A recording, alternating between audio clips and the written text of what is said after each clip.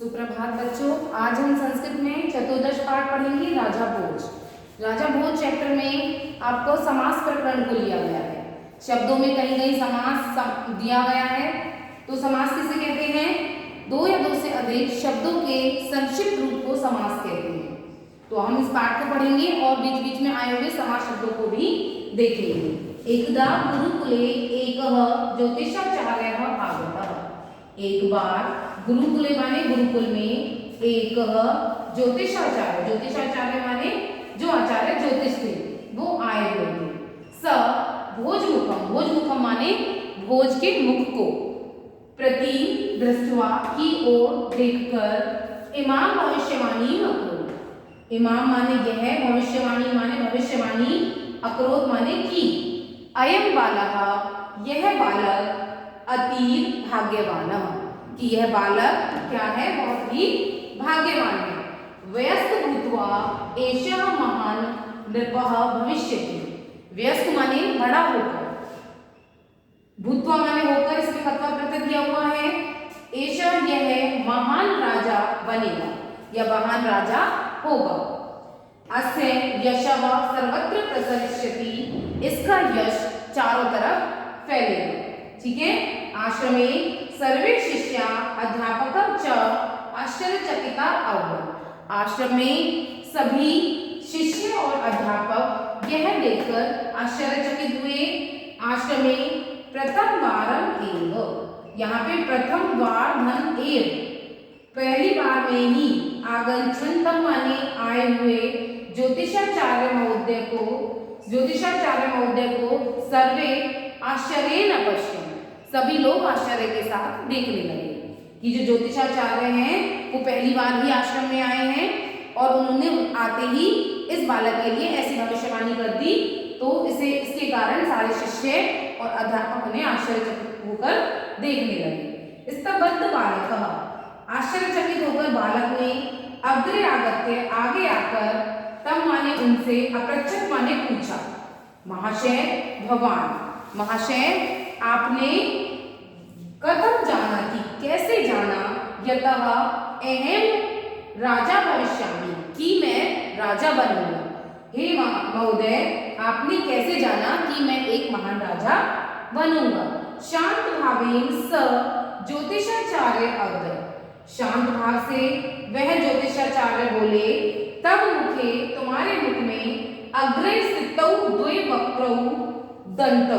तो यहाँ पे देखिए, तब माने तुम्हारे, मुखे माने मुख में, अग्र स्थित माने आगे स्थित, द्वे माने दो, वक्त्रौ माने टेढ़े, दंतौ माने दांतों को, दृष्टवा माने देखकर, इदम ज्ञायते, यह जानता हूँ।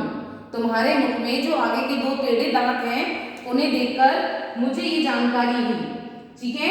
एतत् श्रुत्वा, यहाँ पे देखिए, एतत् माने यह, श्रुत्वा माने सुनकर, बालकः वेगेन उत्तिष्ठत्, वेगेन माने तेजी के साथ, उत्तिष्ठत् माने खड़ा हुआ।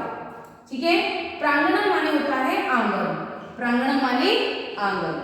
आगच्छन्, आंगन में आया, त्वौ द्वे दंतौ, और अपने दोनों दांतों को, प्रस्तर प्रहारेण माने होता है पत्थर के प्रहार से, अत्रोट्यत माने तोड़ दिया। उस बालक ने तेजी से आंगन में आकर पत्थर के प्रहार से अपने दोनों दांतों को तोड़ दिया। तस्य मुखम रक्त रंजितम, रक्त माने होता है खून, और रंजितम माने रंगा हुआ। अपने मुख को खून से रंगा हुआ देखा, उसका मुख जो था वो खून से रंगा हुआ था। चिंतित आचार्य, चिंतित होकर आचार्य ने अपृच्छत् पूछा, यतः कि स इदम किमर्थम अकरोत्, कि उसने ऐसा किस लिए किया। बालकः सादरम अवदत्, बालक ने आदर के साथ अवदत् माने बोला, गुरुदेव अहम वक्रदंता नाम कारणात्, मैं, वक्र माने टेढ़े दांतों के, कारणात् माने कारण से, भाग्यस्य अवलंबनात्, अवलंबनात् माने होता है सहारे से, भाग्य के सहारे से, व या राजा भवितुम न इच्छामि, राजा बनने का इच्छुक नहीं हूँ। बालक ने कहा कि हे गुरुदेव, मैं अपने टेढ़े दांतों के कारण या भाग्य के सहारे रहकर राजा बनने का इच्छुक नहीं हूँ। स्वशक्त्या माने अपनी शक्ति के अनुसार, अपनी शक्ति से, पराक्रमेण माने वीरता से, च राजा भविष्यामि राजा बनूंगा। उसने कहा कि मैं अपनी शक्ति और अपने पराक्रम से ही राजा बनूंगा। कालांतरे माने समय बीतने के साथ, अयम बालः यह बालक एव ही भोज इति नामना प्रसिद्ध शासक अभवत्, भोज नाम का प्रसिद्ध शासक हुआ।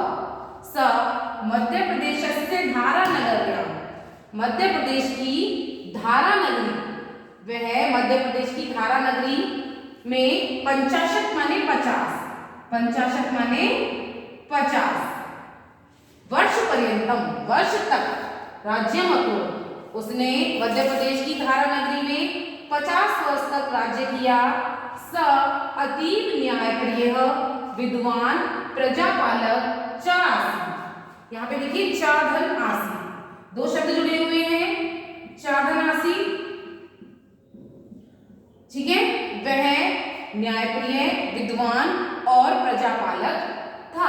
तस्य विषय इतिहासे अनेका रोचकाः कथा प्रचलिता, उसके विषय में इतिहास में अनेक रोचक कथाएं प्रचलित है, ठीक है।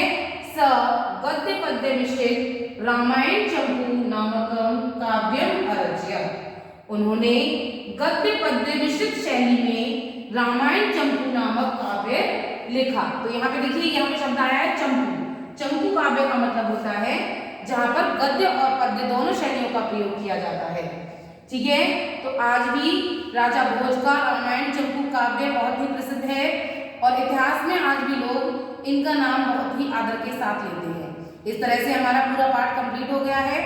आप इस पूरे पाठ को दोबारा से पढ़ेंगे और शब्दों को रेखांकित